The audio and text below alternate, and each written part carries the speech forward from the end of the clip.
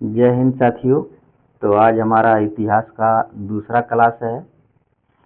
इसके पहले हमने भारतीय प्रागैतिहासिक संस्कृतियों की विशेषताओं के बारे में पढ़ा था। तो आज हम पढ़ेंगे सिंधु घाटी सभ्यता की प्रमुख विशेषताओं के बारे में। अब देखते हैं कि सिंधु घाटी सभ्यता की विशेषताएं क्या थी।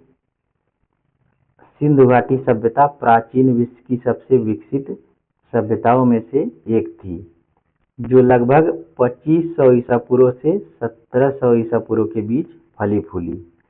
इसकी प्रमुख विशेषता निम्नलिखित है। इसकी पहली विशेषता है नगर नियोजन। यह सभ्यता संगठित और योजनाबद्ध नगरों के लिए प्रसिद्ध थी। सड़कें सीधी और एक दूसरे को समकोण पर काटती थी। जैसे मान लीजिए यहाँ पे सड़क आई थी और यहाँ से भी एक सड़क आ गई, ये एक दूसरे को 90 डिग्री पर काटती थी। घर पक्की ईंटों से बने होते थे। यह इसके 3 विशेषता थी नगर नियोजन की। अब आते हैं जल निकासी प्रणाली। देखते हैं जल निकासी प्रणाली में क्या है। अत्यंत उन्नत जल निकासी की व्यवस्था थी। हर घर से गंदा पानी एक मुख्य नाली में जाता था। नालियों को ढककर बनाया गया था और समय समय पर सफाई की जाती थी। यह सिंधु घाटी सभ्यता की ये दूसरी विशेषता थी। अब आते हैं, देखते हैं कि इसकी स्थापत्य कला कैसी थी। स्थापत्य कला में लोग पक्की ईंटों से मकान, किले, स्नानागार और गोदाम बनाते थे। मोहनजोदड़ो का स्नानागार इसकी प्रमुख स्थापना है। अब देखते हैं इसकी सामाजिक व्यवस्था कैसी थी सिंधु घाटी सभ्यता की। तो समाज में समानता थी, कोई विशेष वर्ग भेद नहीं दिखता है। लोग व्यापार, कृषि, हस्तशिल्प आदि से जुड़े हुए थे। ये उसकी सामाजिक व्यवस्था थी। अब देखते हैं आर्थिक व्यवस्था कैसी थी सिंधु घाटी सभ्यता की। मुख्य पेशा कृषि था। गेहूं, जौ, कपास उगाई जाती थी। व्यापार भी विकसित था। यहाँ पे मेसोपोटामिया, इराक से व्यापार के प्रमाण मिलते हैं। मुद्राएं, वजन माप के प्रमाण भी मिलते हैं।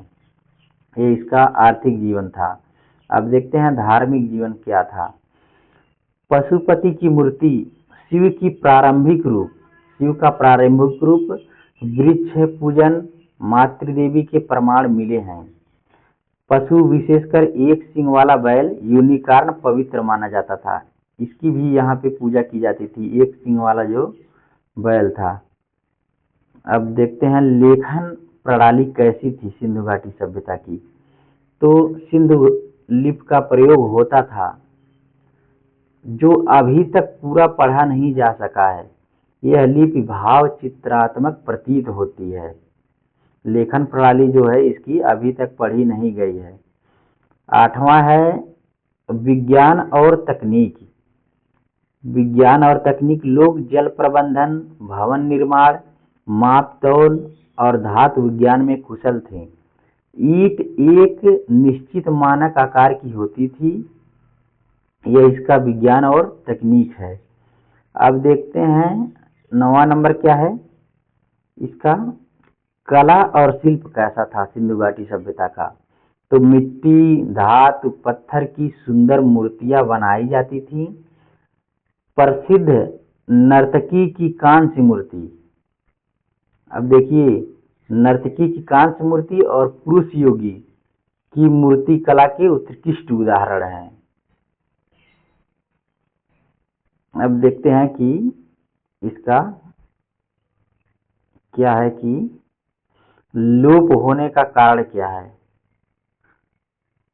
सिंधु घाटी सभ्यता का अंत कैसे हो गया, जो इसकी इतनी विकसित और सभ्य सभ्यता थी।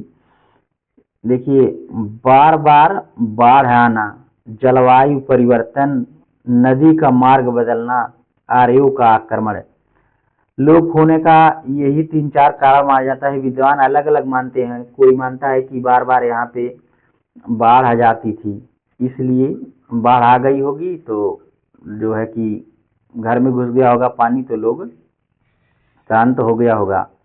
कई लोग मानते हैं कि जलवायु परिवर्तन हुआ होगा, इसलिए लोगों का जीवन मुश्किल रहना हो गया होगा। नदी का मार्ग बदलना, आर्यों का आक्रमण कुछ इतिहासकारों का मत है। तो ये था हमारा सिंधु घाटी सभ्यता की विशेषता। अब अगले टॉपिक पे कल वीडियो मिलेगा। इसके लिए धन्यवाद।